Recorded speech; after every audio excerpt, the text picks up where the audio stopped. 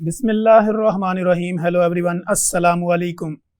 मैं हूं आपका होस्ट डॉक्टर तनवीर अरशद चौधरी। आप देख रहे हैं program health special on special TV. जैसा कि हमारे तमाम नाजरीन, हमारे व्यूअर्स और जितनी भी हमारी ऑडियंस है वो ये जानते हैं कि हमने हमेशा करंट इशू को टाइटल करने की कोशिश की है और हमेशा हमारा जो ऑब्जेक्टिव है, हमारा जो विजन है, हमारा जो पर्पज़ है वो अपने देखने वालों को एजुकेट करना है कि उनको अपनी बॉडी के मुतल्लिक़ा किसी भी तरह की कोई भी बीमारी उनको अगर आती है तो उन्होंने कौन सी स्पेशलिटी में जाना है और उस बीमारी के मुतल्लिक़ा जो बेसिक इन्फॉर्मेशन होती है वो हमारे व्यूअर्स को होनी चाहिए। ये बेसिकली हेल्थ स्पेशल प्रोग्राम का पर्पज़ है। जैसा कि अल्लाह रब्बुल इज़्ज़त ने इंसान को बनाया तो वो कहते हैं लक़द ख़लक़नल इंसान फ़ी अहसनि तक़वीम, कि अल्लाह रब्बुल इज़्ज़त ने इंसान को खूबसूरत सांचे में डाला, खूबसूरत होंठ दिए, खूबसूरत फेस दिया, खूबसूरत बॉडी बनाई। और इसी तरह इस बॉडी को मेंटेन रखने के लिए, इस बॉडी की खूबसूरती को दोबाला रखने के लिए जो चीज़ें हम अपनी बॉडी में इंटेक करते हैं, खाते हैं, डाइट लेते हैं और उस डाइट को काटना, चीरना, पीसना, उसको बारीक करके आपके स्टोमिक में भेजना, फिर आपके स्टोमिक का आगे उसको वर्क करना, तो ये सारा एक खूबसूरत निज़ाम ज़िंदगी है। और आज हम ये बात करेंगे कि जो चीज़ें हम खाते हैं उनको जो चीज़ काटती है, चीरती है, फाड़ती है, पीसती है, वो मेरे मुंह के अंदर अल्लाह ने खूबसूरत दांत रखे हैं। और ये दांत मेरे जितनी भी चीज़ें जो मैं अपनी बॉडी में इनटेक करवाता हूँ इनका एक अहम रोल है कि उस चीज़ को ये पीसते हैं, काटते हैं, चीरते हैं, फाड़ते हैं और फिर वो चीज़ें मेरे मैदे में जाती हैं, फिर वो आगे उसका एक प्रॉपर एक सिस्टम चलता है और मेरी बॉडी को एनर्जी मिलती है। इन सारे मामलात पे बात करेंगे क्योंकि आपके दांतों की सफाई कितनी ज़रूरी है, बच्चों में दांत जब निकलते हैं तो उनके क्या मसाइल होते हैं, या बच्चे के दांत निकालते वक्त उनको जो डिफरेंट किस्म के ड्रॉप्स जो मिथ बनी होती हैं, मिसअंडरस्टैंडिंग्स होती हैं, या उनको सिरप ऐड किए जाते हैं, या उनको मल्टीविटामिन्स ऐड किए जाते हैं, या कोई ऐसी गुटियाँ दी जाती हैं, इसमें कितनी सदाकत है। और इसी तरह आपके दांतों की सफाई कितनी ज़रूरी है। और माउथ कैविटी के अंदर यानी आपके मुंह के अंदर जो ज़ख़म बनते हैं, छाले बनते हैं, आबले बनते हैं, गम स्वेलिंग होती है, या आपकी दाढ़ों में दर्द होता है, या आपके दांतों में खला होता है, या उसकी सेंसिटाइजेशन होती है, या सेंसिटिविटी होती है, या आपके मसूड़ों में से खून आता है, या आपके दांत रिप्लेसमेंट होती है, या आपके दांत टेढ़े होते हैं, या आपको कोई नए दांत लगाने पड़ जाते हैं, इन सारे मौज़ूआत पर बात करने के लिए मैंने अपने स्टूडियो में जिस शख्सियत को दावत दे रखी है, ये मोस्ट पॉपुलर और मोस्ट फेमस डॉक्टर हैं जो कि कंसल्टेंट डेंटल सर्जन हैं। तो मैंने इनको अपने स्टूडियो में बुलाया और हम इन्हीं से जानने की कोशिश करेंगे। तो मेरे साथ स्टूडियो में तशरीफ़ रखती हैं doctor Hafsa Jamil, consultant dental surgeon है, यूएचएस में होती हैं। डॉक्टर साहबा, मैं आपको अपने शो में वेलकम करता हूँ। Thank you very much. आपका बहुत बहुत शुक्रिया कि आपने मुझे अपने शो पे बुलाया है। जी वेलकम, आपने टाइम दिया और इमीडिएटली हमने आपसे टाइम लिया ज़बरदस्ती, तो आपका भी शुक्रिया। डॉक्टर साहबा, मैं आपसे, जैसे कि आपने देखा कि मैंने अपने इंट्रो में काफ़ी चीज़ें लोगों को बताई और अब हमारे व्यूअर्स भी और हमारी ऑडियंस जानती है कि हम इन्हीं के ऊपर ही इसको ही डिटेल गुफ्तगू करेंगे। तो मेरा सबसे पहला ये सवाल, जो माओं के जहन में एक कन्फ्यूजन होती है कि वो बच्चा जब हल्का सा भी दांत निकालता है तो दादे, मामे, फूफियाँ, चाचियाँ, नानियाँ वो भागती हैं कि बच्चे को फलाना सिरप दे दो, फलां ड्रॉप बड़े मिलते हैं, वो जल्दी दांत निकालते हैं। तो क्या इसमें कोई सदाकत है? इसमें बिल्कुल भी कोई सदाकत नहीं है कि दांत निकालना एक नेचुरल प्रोसेस है। बच्चा तकरीबन 4 से 6 महीने की एज में सबसे पहले अपना पहला दांत निकालता है और वो सारे दांतों की एक जो डेंटेशन का प्रोसेस है उसका अपना एक टाइमिंग फिक्स्ड है। और बच्चे के लिए वो ज़रूरी है, जैसे ही वो माँ के दूध से सॉलिड फूड्स की तरफ आता है वैसे ही उसने अपनी दांत एक रिक्वायरमेंट बनते हैं और वो टाइमली वो इरप्ट होना शुरू हो जाते हैं। तो उसके अंदर ये एक नेचुरल प्रोसेस है, इसमें बिल्कुल भी पैनिक करने की या परेशान होने की ज़रूरत नहीं है, वो अपने टाइम के साथ होंगे। हाँ, ये ज़रूरी है कि ज़रूरी है कि आप उनका बहुत ज़्यादा उसके ऊपर आप फोकस ना करें, ध्यान ना करें, या उसमें वरी ना हो, वरी हम ना हो, उसको एक नेचुरल प्रोसेस के तौर पे ले और वो अपना इरप्ट होता है, अपने टाइम से इरप्ट होगा। अच्छा डॉक्टर साहब, दूसरा ये होता है कि जब बच्चे चूँकि दांत निकाल रहे होते हैं उनकी खूबसूरती में इजाफा हो रहा होता है, जैसे मैंने कहा कि कुरान में आता है कि लक़द ख़लक़नल इंसान फ़ी अहसनि तक़वीम, कि अल्लाह कहता है कि मैंने तो आपको खूबसूरत सांचे में डाला है। वो गोरा हो, काला हो, कुछ भी हो। तो लेकिन जब आपके दांत निकलते हैं तो माएँ भी खुश होती हैं, वो फिर क्या करती हैं कि अपनी फिंगर लगा के चेक करती हैं। हाँ क्या जी। इससे कोई नुकसान होता है? इससे दांत जल्दी तो नहीं निकल सकते, ये ज़रूर होगा कि बच्चे के अंदर जरासीम आप ज़रूर इंट्रोड्यूस करा रहे होते हैं। और जो ये एक मिथ है पेरेंट्स के अंदर, माओं के अंदर, कि जी बच्चा जैसे ही दांत निकालना शुरू होता है तो उसको डायरिया हो जाता है। तो उसकी रीज़न वो दांत निकालने का प्रोसेस नहीं है, उसकी रीज़न यही है कि जो हम एक्सटर्नल चीज़ें उनको देते हैं, डमीज़ देते हैं, टीदर्स देते हैं, या उंगलियों के साथ चेक करते हैं, या कोई और सख्त चबाने के लिए चीज़ देते हैं, उसकी वजह से वो एक जर्म्स का कैरियर बन जाता है, और वो बाइस बनते हैं डायरिया के और लूज मोशंस के, जिसकी वजह से, जो कि बहुत छोटे बच्चों में स्पेशली बहुत ज़्यादा प्रॉब्लमेटिक होता है। और ये उसको पूरे जब तक वो दांत निकालता नहीं है, एक मिथ है हमारे माशरे में कि ये तब तक चलता रहता है प्रोसेस, लेकिन उसकी वजह दांत निकालना ऐसा नहीं, उसकी वजह वो चीज़ें हैं जो बच्चा मुंह में डालता है, और उसको आप जिस तरह से उसको पेरेंट्स डिफरेंट तरह की टीदर्स वगैरह देते हैं, वो उसका रीज़न है। ठीक है। अच्छा डॉक्टर साहब, आप ये समझती हैं कि जैसे बच्चों को बहुत ज़्यादा चॉकलेट खिलाना या कैंडी देना या बहुत ज़्यादा मीठी चीज़ें देना या मीठे किस्म के उनको जूसेस देना छोटी उम्र में, जबकि वो दांत निकाल रहे हों, और फिर उस दांतों की प्रॉपर सफाई ना करना, तो ये भी आगे नुकसानदेह होता है? जी बिल्कुल, ये बिल्कुल नुकसानदेह है। ये दांतों को मीठा ज़रूर खाएं, बच्चों को बिल्कुल डिप्राइव ना करें मीठे से, लेकिन एक मुतदल तरीके से मीठा खाएं, और बहुत ज़्यादा स्टिकी चीज़ें, चिपकने वाली, दांतों के साथ चिपकने वाली चीज़ें ना लें। और बच्चों को छोटी एज से ही आदत डालें कि वो ब्रश करें, जब भी कोई स्टिकी चीज़ खा रहे हैं उसके बाद ब्रश करें। दूसरा, एक जो बहुत ज़्यादा देखा गया है कि छोटे बच्चे, बिल्कुल छोटे बच्चे 1-2 साल के हैं, उनमें इन्फेंट बॉटल कैरीज बहुत देखी जाती है।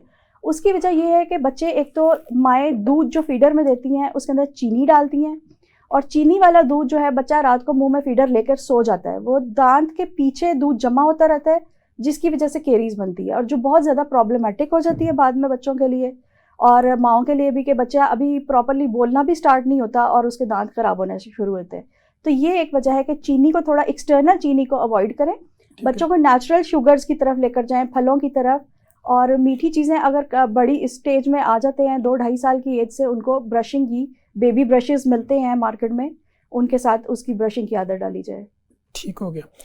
तो दूसरा डॉक्टर साहब, जैसे हम चूँकि स्टेप बाय स्टेप चल रहे हैं, क्योंकि दांत और माउथ कैविटी एक अच्छा चैप्टर है कि इसको अगर हम खोलते जाएं तो घंटों इस पर गुफ्तगू की जा सकती है, लेकिन चूँकि हम बेसिक नॉलेज के ऊपर बात कर रहे हैं ताकि हमारे जो व्यूअर्स हैं, जो हमारे साथ जुड़ी हुई ऑडियंस है, उनको ये पता चले कि बेसिकली जब बच्चा ग्रो हो रहा होता है तो हमने उसके दांतों को किस तरह लेके चलना, ताकि आने वाली जो कॉम्प्लिकेशंस हैं, डिफ़िकल्टीज़ हैं उसकी बॉडी के अंदर, वो ना हो।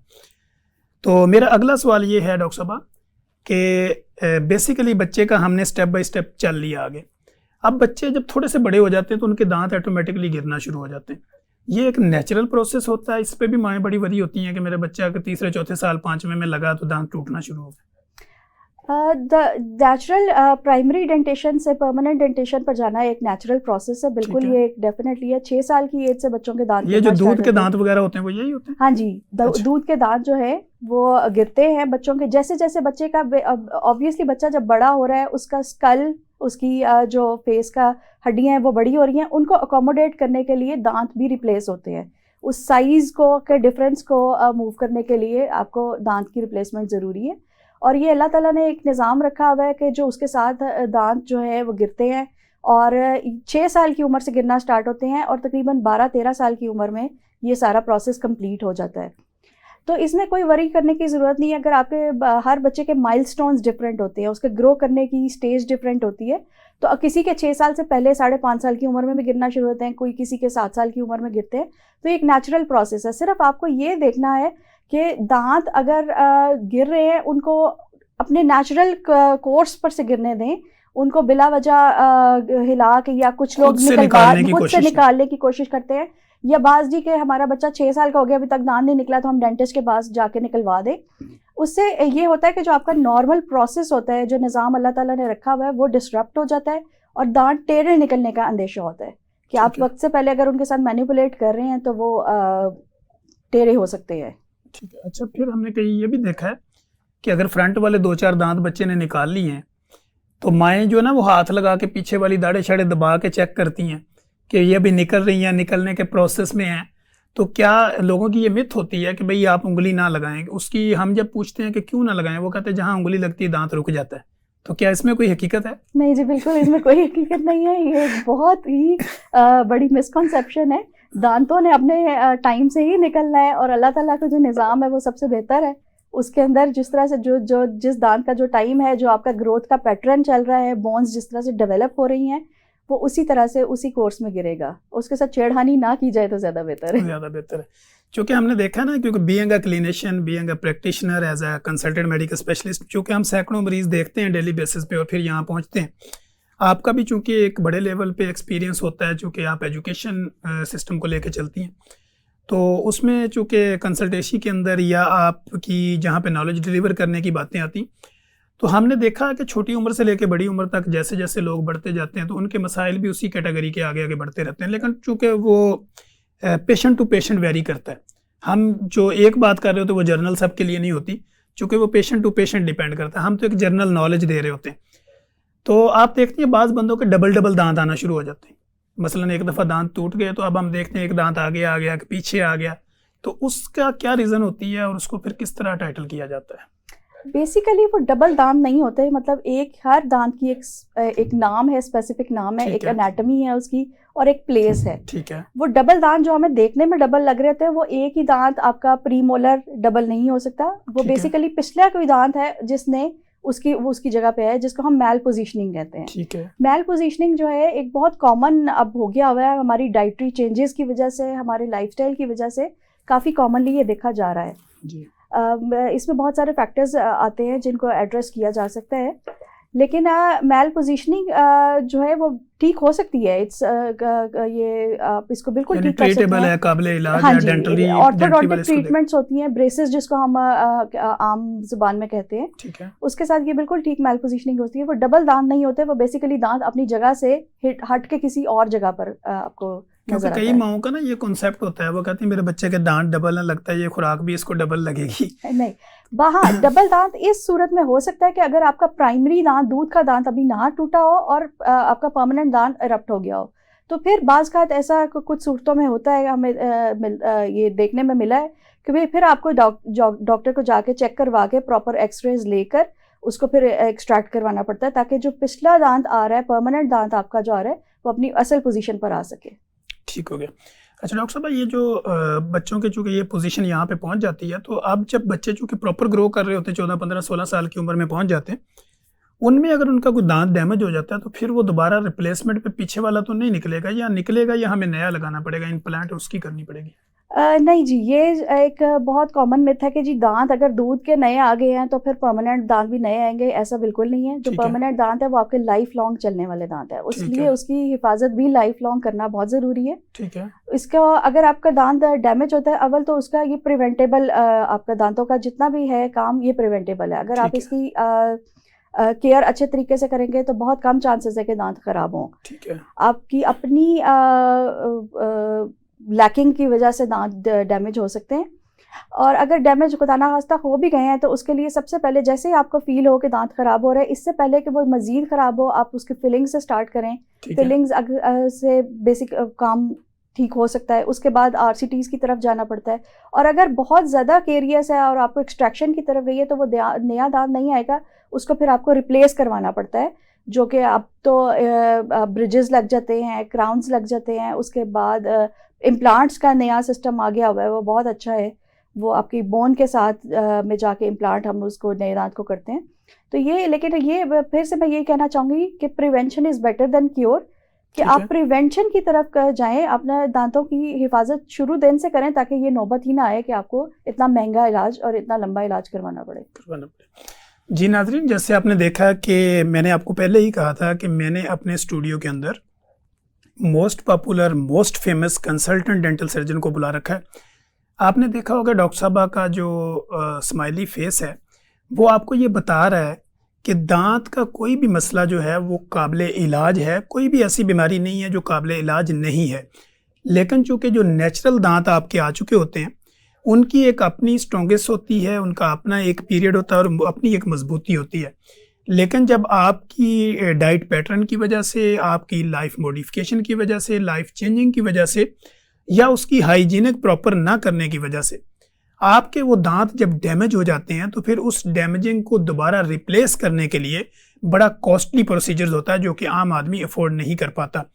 तो इसलिए दांतों की हिफाजत कैसे करनी है ये डॉक्टर साहब आपको सिखा रही हैं और हम आपको एजुकेट करने की कोशिश कर रहे हैं। तो डॉक्टर साहब अब हम दांतों से तो निकल आए कि दांत निकले कैसे, आगे कैसे हो गए, अब हमने दांतों की सफाई पे आना है। जी। तो दांतों की सफाई बच्चों और बड़ों में चूंकि ये कॉमन किस तरीके से मैनेज की जा सकती है, बाज़ घरों के अंदर ऐसी कंप्लेंट्स भी हमें मिलती हैं क्लिनिकल ट्रायल में, जो कि पेशेंट से हम पूछते हैं कि भाई आपका लाइफ पैटर्न क्या है, रहना सहना, तो वो कहते हैं एक ही बुरश है सारे ही मार लेते हैं। तो क्या हर एक का अलग अलग ब्रश होना चाहिए, उसकी पेस्ट अलग होनी चाहिए, और सुबह शाम दिन में कितनी दफ़ा जो है वो दांतों की सफाई करनी चाहिए? एक ब्रश जो है डेफिनेटली हर किसी का अपना पर्सनल, जैसे हाइजीन का एक लेवल है, तो उसको मेंटेन करने के लिए हर किसी का अपना पर्सनलाइज्ड ब्रश होना चाहिए। और टूथपेस्ट अकॉर्डिंग अपनी नीड्स के हिसाब से आप करें। किसी को अगर मसूड़ों की प्रॉब्लम है तो उसके लिए मेडिकेटेड टूथपेस्ट हैं, वो इस्तेमाल करें। लेकिन जनरली अगर एक नॉर्मल घराने में सब हेल्दी दांतों वाले लोग हैं तो वह टूथब्रश तो अपना इस्तेमाल करें, लेकिन टूथपेस्ट एक कॉमनली यूज़ की जा सकती है। और जहाँ तक रही बात दांतों की सफाई की, तो इट्स बेस्ट के दिन में 2 दफ़ा दांत तो मिनिममली साफ़ किए जाएं, एक सुबह के वक्त और एक रात को सोने से पहले। ठीक है। सुबह के वक्त बेहतर है कि आप सुबह उठ के कुल्ली करके, लेकिन दांतों के और नाश्ते, हम लोग यूजुअली ये होता है कि हम सबसे पहले उठ के दांत साफ करते हैं, उसके बाद नाश्ता करते हैं और सारा दिन वैसे ही चलता रहता है। नाश्ते के बाद भी एक दफ़ा कुल्ली करके एक दफ़ा ड्राई ब्रश ज़रूर करना चाहिए, ताकि कोई अगर रिमेनिंग पार्टिकल्स हैं तो वो, क्योंकि सारा दिन आपने फिर चलना है उसके साथ, तो वो बेहतर है कि आपकी दांतों की सफाई हो जाए। और रात को भी एक दफ़ा ब्रश करके प्रॉपर्ली सोना चाहिए। जी नाज़रीन, जैसे आप देख रहे हैं डॉक्टर साहब बड़े ज़बरदस्त अंदाज के अंदर, बड़े खूबसूरत अंदाज में, स्माइली फेस के साथ आपको मैसेज डिलीवर करने की कोशिश कर रही हैं। यहाँ पे वक्त हुआ एक ब्रेक का, ब्रेक के बाद हम अपनी बात को जारी रखेंगे। वेलकम बैक नाज़रीन, जैसे कि आप देख रहे हैं हम बड़ी मज़े की गुफ्तगू कर रहे हैं। जैसे कि मैंने आपको बताया कि जितनी भी चीज़ें अल्लाह ने पैदा की हैं ये सारी हमारे लिए हैं। अब ये सारी चीज़ें अल्लाह ने हमारे लिए पैदा की, जब ये चीज़ें हम इनटेक करते हैं अपनी बॉडी के अंदर, तो ये थ्रू जो है वो हमारी माउथ कैविटी के अंदर से जाती है और हमारे दांत ही इसको काटने, चीरने, पाड़ने और पीसने का काम करते हैं। ये मैं बड़े आसान अल्फाज के अंदर आपको बता रहा हूँ कि हमारे दांतों की अहमियत हमारी बॉडी में क्या है। जी डॉक्टर साहब, जैसे हम दांतों की सफाई की बात कर रहे थे तो उसी को आप कंटिन्यू कीजिएगा कि सफाई दिन में जैसे 2 दफ़ा करनी है। तो हमारे यहाँ मिथ ये होती है कि पहले दांत साफ कर लीजिए, खाना बाद में खाया जाए। तो आप ये समझती हैं as a consultant dental surgeon कि दांतों की सफाई का बेस्ट प्रोसीजर क्या है? बेस्ट प्रोसीजर अगर देखा जाए तो यही है कि सुबह उठ के सबसे पहले तो आप, जो हमारा इस्लाम भी हमें कहता है कि वुज़ू कीजिए, और कुल्ली करना उसमें बहुत एक बेसिक उसके अंदर एक प्रोसीजर है। लेकिन सफाई के लिए ये है कि जब भी खाए पिए उसके बाद कुल्ली ज़रूर करें। अगर कोई स्टिकी चीज़ आपने खाई है, चिपकने वाली कोई चीज़ खाई है, या आपको लग रहा है कि दांतों के अंदर कोई चीज़ चिपक रही है जो लॉन्ग टर्म आपने उसके बाद नहीं करना, तो आप उसको ज़रूर साफ़ करें, ब्रश के साथ करें, मिसवाक के साथ करें, लेकिन उसको साफ़ ज़रूर करें। और दूसरा जो है, अपने दांतों की हाइजीन मेंटेन करने के लिए पानी का इस्तेमाल ज़्यादा से ज़्यादा करें। ठीक है। पानी जैसा होगा वो हमारी एक माउथ कैविटी को एक किस्म का फ्लश कर देता है। ठीक है। तो फ्लश करने से बैक्टीरियल जो बिल्टअप होता है सारा, वो फ्लश आउट हो जाता है और दांत ज़रा बेहतर उस पर रह जाते हैं। ठीक है। और आप ये समझती हैं कि अगर खाना आपने खा लिया है या पहले आपने ब्रश कर ली है, उसके बाद खाना खाने के बाद अगर आपके पास ब्रश अवेलेबल नहीं है तो आप वैसे ही अपनी फिंगर के साथ भी उसको पानी से आप उसको साफ कर सकते हैं, करके प्रॉपर तरीके से उसको करें। ठीक है। अच्छा डॉक्टर साहब, ये दांत जो पिलाहट दांतों की होती है, इसकी मेन रीज़न क्या होती है कि लोगों के दांत पीले हो जाते हैं, या उनके दांतों के दरमियान वाला जो खला होता है वहाँ पे ब्लैकिश या कोई पत्थर टाइप, कीड़ा टाइप लगना शुरू हो जाता है, तो इसकी रीज़न क्या होती है, इससे कैसे बचाया जा सकता है? देखिए जी, दांतों की पिलाहट की वजह जो है उसमें बहुत सारे रीजंस हैं। ठीक है। कुछ रीजंस तो ये है कि एज की वजह से, जैसे हमारी सारा बॉडी वो फ्रेशनेस नहीं रहती, वैसे ही हमारे दांत भी थोड़े से वक्त के साथ होते जाते हैं। दूसरी जो वजह है, हमारे खाने पीने की जो चीज़ें, हम स्टेन, चाय कॉफ़ी का जो इस्तेमाल है, चाय की वजह से स्टेनिंग काफ़ी ज़्यादा हो जाती है। ठीक है। कुछ फूड्स ऐसे हैं जैसे कि हल्दी वगैरह जो हम इस्तेमाल करते हैं खानों में, या आर्टिफिशियल फूड ग्रेड जो यूज़ नहीं करते हैं बीच में कलर्स, टेक्सटाइल कलर्स भी यूज़ होते हैं बाज़ का इसके अंदर, वो भी स्टेनिंग कर देते हैं। ठीक है। जहाँ तक रही बात आपकी दांतों के दरमियान में जो पत्थर लग जाता है, बेसिकली वो आपका बिल्टअप होता है कैल्शियम का, दांतों की प्रॉपर सफाई ना करने की वजह से। जब हम दांत ब्रश करते हैं, ब्रशिंग टेक्निक हमारी ठीक ना हो तो वो दांतों के दरमियान में कुछ रह जाती है, यानी कुछ ज़रात रह जाते हैं वहीं और वो वहीं पे बिल्टअप होता है, कैल्सिफिकेशन का प्रोसेस होता है जिसकी वजह से वो बिल्टअप होता रहता है और वो आपके दांतों के अंदर जमा हो जाता है, जिसका इलाज यही है कि एक तो प्रॉपर ब्रशिंग टेक्निक हो और उसके बाद आप हर 4 से 6 महीने के बाद स्केलिंग ज़रूर करवाएं अपनी, ठीक है, जो कि आपके दांतों की हेल्थ के लिए भी और आपके मसूड़ों की हेल्थ के लिए भी बहुत ज़रूरी है। स्केलिंग जो है ये कॉस्टली प्रोसीजर होता है या नॉर्मल होता है, या किस तरह इसको करवाया जा सकता है, घर में किया जा सकता है या डेंटल सर्जन ही करते हैं? नहीं, स्केलिंग के लिए आपको डेंटल सर्जन के पास ही जाना पड़ेगा। स्केलिंग कोई इतना ज़्यादा कॉस्टली प्रोसीजर नहीं है। पहले ज़माने में तो खैर मैनुअल स्केलिंग भी होती थी, अब तो जदीद टेक्नोलॉजी की वजह से अल्ट्रासोनिक स्केलर्स आ गए हैं। मैनुअल स्केलिंग से मुराद वो जो आपका टेढ़ा सा एक होता था तो उससे निकाल देते थे सफाई वगैरह उसके साथ, लेकिन वो काफ़ी टाइम टेकिंग प्रोसीजर है, इसलिए वजह से अब तो अल्ट्रासोनिक स्केलर्स आ गए हुए हैं और कोई इतना महंगा प्रोसीजर नहीं है। लेकिन अगर थोड़े से पैसे आप अपनी हेल्थ पे इन्वेस्ट कर लें तो वो लॉन्ग टर्म आपको महंगाई से या खर्चे से बचा सकते हैं। ठीक है। अच्छा डॉक्टर साहब, स्केलिंग जो होती है इसके बाद फिर पॉलिशिंग का भी एक सिलसिला होता है, जो दांत आप वाइट करवाना चाहते हैं। पॉलिशिंग और ब्लीचिंग दो अलग चीजें हैं। दांत वाइट कराने का जो प्रोसीजर है वो ब्लीचिंग कहलाता है। पॉलिशिंग होता है कि आप उसको एक तरह से उनको जैसा है उसी को सॉफ्ट एंड स्मूथ कर देते हैं, जरा शाइन आ जाती है उनमें। ठीक है। तो स्केलिंग एंड पॉलिशिंग अब जितने भी डेंटल सर्जन हैं वो इसको एज ए वन प्रोसीजर ही लेते हैं। ठीक है। स्केलिंग के बाद क्योंकि अक्सर लोगों की ये कंप्लेन आती है कि जी हमें सेंसिटिविटी स्टार्ट हो गई है। बेसिकली आप एक जगह पे किसी एक पत्थर ने आपकी ली हुई है और डैमेज की हुई है, जब हटा दिए तो आपका दांत थोड़ा सा सेंसिटिव होता है, तो इसलिए उसके ऊपर पॉलिशिंग के प्रोसीजर से ऐसी कोटिंग कर दी जाती है कि वो सेंसिटिविटी का जो कंप्लेंट है वो थोड़ी कम हो जाती है। ठीक हो गया। तो ये जो गर्म ठंडा लगने का कॉन्सेप्ट होता है कि जी मुझे चीज़ें गर्म ठंडा लगती है मुंह में, इसकी क्या वजह होती है? गर्म ठंडा क्यों लगता है? गर्म ठंडा की बहुत कॉमन कंप्लेंट है हमारे लोगों में कि जी हमें गर्म ठंडा लगता है। अगर आप बहुत ज़्यादा गर्म या बहुत ज़्यादा ठंडी चीज़ खाएंगे तो वो हेल्दी दांतों वालों को भी लगेगा। लेकिन ये है कि हमारे जो दांत वक्त के साथ साथ अगर उसमें बहुत माइन्यूट किस्म की माइक्रोस्कोपिक अब्रेजन्स आ जाती हैं या हमारा जो दांत का हेल्दी टिश्यू है अगर वो पतला होता जाता है तो सेंसिटिविटी हम उसको कहते हैं, सेंसिटिविटी बढ़ जाती है। तो उसका ये है कि आप अपनी ओरल हेल्थ को बेटर रखें और नॉर्मल अपनी हाइजीन को मेंटेन रखें तो ठंडा गर्म की कंप्लेन आपकी काफ़ी हद तक कम हो सकती है। ठीक है। अच्छा डॉक्टर साहब, जैसे ये स्मोकर होते हैं, सिगरेट वगैरह ज़्यादा पीने वाले, चाय कॉफ़ी का आपने जिक्र किया, इस तरह कलर्ड फूड जो होते हैं, ये तो आपको पता है कि इफेक्ट करते हैं, आपके दांतों के कलर को चेंज कर देते हैं या दांतों की सेंसिटिविटी, और इसके अलावा जो हमने देखा कि ब्रश करते वक्त लोगों को मसूड़ों में खून आना शुरू हो जाता है, तो इसकी क्या वजह होती है? जी, मसूड़ों में खून भी एक बहुत कॉमन हमारी कंप्लेंट आती है। उसकी एक वजह है, उसकी भी मल्टीपल वजह हैं। ठीक है। सबसे पहली वजह तो ये होती है कि आप बहुत ज़्यादा ओवर इंथ्यूजियास्टिक हो गया अगर आप ब्रश कर रहे हैं तो आप अपना नॉर्मल हेल्दी गम बहुत ज़्यादा जोर लगा रहे हैं, बिल्कुल हार्ड ब्रश यूज़ कर रहे हैं या बहुत ज़्यादा जोर लगा के कर रहे हैं तो आप नॉर्मल हेल्दी गम को जख्मी कर रहे हैं। ठीक है। उसकी एक वजह है। दूसरी वजह ये होती है कि जो ग्रोइंग बच्चे होते हैं, स्पेशली टीनेजर्स या 8, 9, 10 साल के, उनमें कुछ ऐसी हार्मोनल चेंजेस होती हैं जिसकी वजह से आपका दांतों में ब्लीडिंग गम्स होती है। एक नॉर्मल प्रोसीजर है वो वक्त के साथ गुजर जाएगा। प्रेगनेंसी में देखा गया बहुत ज़्यादा गम्स की सेंसिटिविटी और ब्लीडिंग का आता है, वो भी एक नॉर्मल एक प्रेगनेंसी के साथ साथ हार्मोनल चेंजेस की वजह से है। ठीक है। कुछ जो गम डिजीजेज हैं जिनके अंदर जैसे स्केलिंग ना करवाने की वजह से या पुअर ओरल हाइजीन की वजह से वो भी बनती हैं, आपकी रीज़न बनती है ब्लीडिंग गम्स की। तो ये मसूड़ों से खून आना, इसके लिए भी आप बहुत सारी मार्केट में टूथपेस्ट भी अवेलेबल हैं जिनमें ऐसी मेडिसिन होती हैं जो कि ब्लीडिंग को रोकती हैं। और फिर दूसरा इलाज ये है कि स्केलिंग एंड पॉलिशिंग करवाएं ताकि गम हेल्थ बेहतर रहे और आपकी ब्लीडिंग की जो कंप्लेंट है वो ख़त्म हो जाए। तो डॉक्टर साहब, इसमें जो माउथ वॉश होते हैं इनका क्या रोल होता है? माउथ वॉशेस में भी बेसिकली आपकी इसी तरह की एंटीबायोटिक्स और एंटी क्लीनिंग एजेंट्स होते हैं ऐसे जो कि आपके बैक्टीरियल बिल्टअप को थोड़ा कम करते हैं। और माउथ वॉश का बेस्ट प्रोसीजर क्या है? माउथ वॉश कितनी देर मुंह में रखना चाहिए?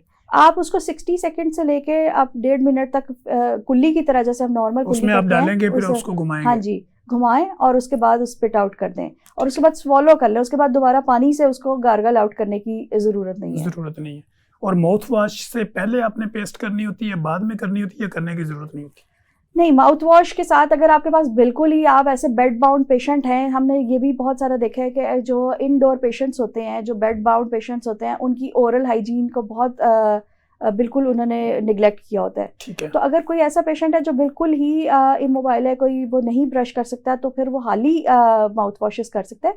लेकिन आम रूटीन में यही है कि आप ब्रशिंग और उसके बाद माउथ वॉश यूज़ ज़रूर करें। और जो जहाँ हम पहले बात कर रहे थे कि खाने के बाद आप जहाँ कुल्ली करें, अगर आपके पास माउथ वॉश अवेलेबल है तो बेहतर है कि आप उस कुल्ली के साथ एक दफ़ा माउथ वॉश से भी रिंस कर लें अपनी ओरल कैविटी को। ठीक हो गया। जैसे डॉक्टर साहब हमने वाइटनिंग की और ब्लीच की बात की, तो होम रेमेडी के तौर पर डिफरेंट हमने देखा है कि जो टोटके आपको सोशल मीडिया पे डिफरेंट जगह पे मिलते हैं, वो कहते हैं जी मीठा सोडा लें, उसमें लेमन निचोड़ें और उसको मारें जनाब, वो दांत साफ़ हो जाएंगे। इसमें कोई हकीकत है? ये मेरे ख्याल में दांत है, कोई बर्तन तो है नहीं लेंगे उसके ऊपर ये किया जाए, ये टोटका किया जाए। लेकिन इसमें रियलिटी नहीं है इसमें। रियलिटी वो ऑब्वियसली या में भी हो सकता है कुछ इफेक्ट नजर आ जाते हो, कुछ इफेक्ट नजर आते हैं डेफिनेटली। आप किसी हार्ड चीज के साथ उसको कर रहे हैं, मांझ रहे हैं, तो वो मांझा हुआ नजर तो आएगा डेफिनेटली। लेकिन यह कि वो जितना आपके लिए बेटर आपको उसके रिजल्ट्स नजर आते हैं, इन दी पसे पुश्त वो काफ़ी ज़्यादा आपको डैमेज कर रहा होता है दांतों को। जो अब्रेसिव मटेरियल्स डेंटिस्ट यूज़ करते हैं वो बहुत फाइन क्वालिटी के होते हैं और वो इस तरह से नहीं होती, ये काफ़ी हार्श केमिकल्स है जो कि दांत का को बेहतरी की तरफ लेके जाने के बजाय ज़्यादा ख़राब करेंगे, डैमेजिंग कर सकते हैं उसकी ना। जी। अच्छा डॉक्टर साहब, दूसरा ये होता है कुछ लोग कह रहे हैं मैं खाना खा रहा था या मैं खाना खा रही थी तो खाते खाते कड़च की आवाज़ आई और मेरा एक दांत टूट गया, तो क्या इसकी वजह calcium deficiency, iron deficiency, vitamin mineral की डेफिशिएंसी भी हो सकती है? इसकी मेन वजह तो ये है कि दांत का टिश्यू जो है वो आपकी हमारे जो बैक्टीरिया दांत ओरल कैविटी के अंदर ये बहुत सारे एसिड्स प्रोड्यूस कर रहे होते हैं। ठीक है। इसकी मेन वजह तो बेसिकली यही है कि वो उस एसिडिक एक्टिविटी की वजह से आपका टिश्यू डैमेज हो गया हुआ है, वीक हो गया हुआ है, और वीक की वजह से एक्सटर्नल स्ट्रेसेस जब आते हैं तो वो उसकी वजह से फिर वो ब्रेकआउट हो जाता है। लेकिन अगर बहुत ज़्यादा आप एक्सटर्नल आप ले रहे हैं इस तरह से एसिड्स वगैरह, तो वो बेसिकली टिश्यू वीकनेस की वजह से वो ज़्यादातर होता है। ठीक हो गया। और डॉक्टर साहब आपने देखा होगा, चूँकि आपका एक्सपीरियंस भी है और बाकी डिफरेंट जगह के ऊपर हम सुनते भी रहते हैं और हमारे क्लिनिकल ट्रायल में भी पेशेंट रिपोर्ट होते हैं, कुछ लोगों के जैसे गम्स की हमने बात की तो उनकी साइड्स के ऊपर जख्म बनना शुरू हो जाते हैं। एक तो ब्लीडिंग निकल रही होती है, एक लोग कहते हैं कि मेरी जो ना ये बाहर की तरफ स्वेलिंग होना शुरू होगी दाढ़ के ऊपर, दांत के ऊपर। उसके मल्टीपल फैक्टर्स हो सकते हैं, लेकिन being a consultant dental surgeon आप ये समझती हैं कि उसका दांत के साथ ही लिंक होता है या उसकी कोई अदर कॉम्प्लिकेशन हो सकती है? देखें जी, दो तरह के इसमें ज़ख्म होते हैं। एक वो ज़ख्म होते हैं जो कि दांत की अगर इन्फेक्शन जो है, दांत के अंदर इन्फेक्शन है, तो वो अगर आपने टाइमली उसका इलाज नहीं करवाया, ड्रेन आउट नहीं करवाया, तो वो अपनी जगह बना के तो बाहर ड्रेन आउट होना स्टार्ट होता है। उसका तो इलाज है आप के RCTs करवाएं या एक्सट्रैक्शन या जो भी आपका डॉक्टर देख के उस वक्त आपको इलाज बताएगा।